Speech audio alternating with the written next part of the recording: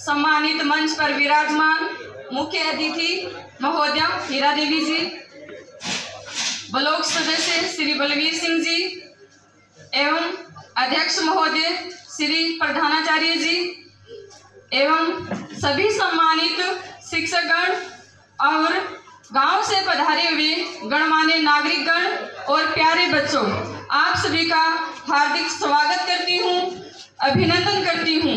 आप सभी को 76वें स्वतंत्रता दिवस की हार्दिक शुभकामनाएं। जैसा कि आप सभी को विदित है कि आज ही के दिन यानी 15 अगस्त 1947 को हमारा देश अंग्रेजों की बहुत लंबी गुलामी के बाद आज़ाद हुआ था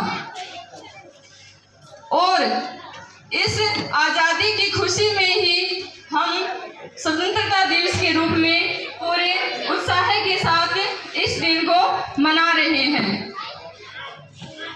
आज हमारे स्वतंत्रता या आज़ादी को पूरे 75 वर्ष पूरे हो गए हैं और इस अवधि की समाप्ति को हम अमृत महोत्सव के रूप में मना रहे हैं।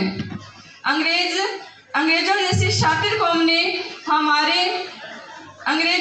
शातिर कौम से हमारे देश को आज़ाद कराना कोई आसान काम नहीं था।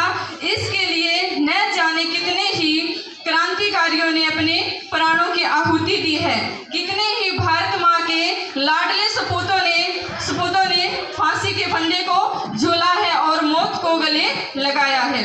याद करो उस जलियांवाले हत्याकांड को जिसमें अंग्रेजी शासक जनरल डायर ने असंख्य भारतीयों को गोलियों से छलनी कर दिया गया था, लेकिन हमारे क्रांतिकारी भी पीछे हटने वाले नहीं थे और उसी के देश में जाकर उसको मार गिराया था और अपने देश को भी आज़ाद कराया था। ये जो हमें आज़ादी मिली है वो इतनी आसानी से नहीं मिली है, इसके लिए अनेक क्रांतिकारियों ने अपने प्राणों का बलिदान किया है। अंत में जाते जाते अंग्रेजी शासक है वो पीछे नहीं हटे थे, उनकी एक कुटिल चाल थी और वो चाल क्या थी, भारत का विभाजन करके पाकिस्तान का निर्माण कर गए थे, यानी पाकिस्तान अलग देश का निर्माण कर गए थे जो आज तक हमारे लिए क्या बना हुआ है, नासूर बना हुआ है। आज़ादी के बाद हमारे भारत देश में जनतंत्रात्मक शासन व्यवस्था है वो लागू हो गई थी, जिसका अर्थ होता है कि जो शासन है वो जनता के लिए और जनता के द्वारा किया जाता है। इसीलिए आज जो भारत देश है वो पूरे राष्ट्र में सबसे बड़ा जनतंत्रात्मक राष्ट्र है।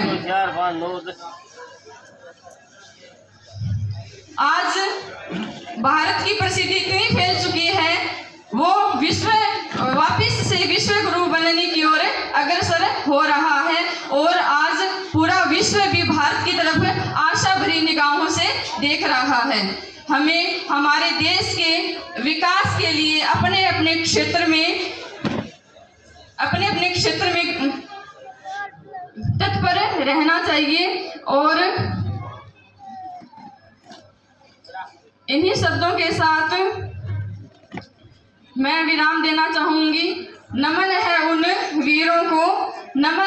वीरों को जिन्होंने इस देश को बचाया है, आज़ादी की गुलामी की मजबूत बेड़ियों से इस देश को अपने बलिदान के रक्त से पिघलाया है और भारत माँ को आज़ाद करवाया है। जय हिंद, जय भारत।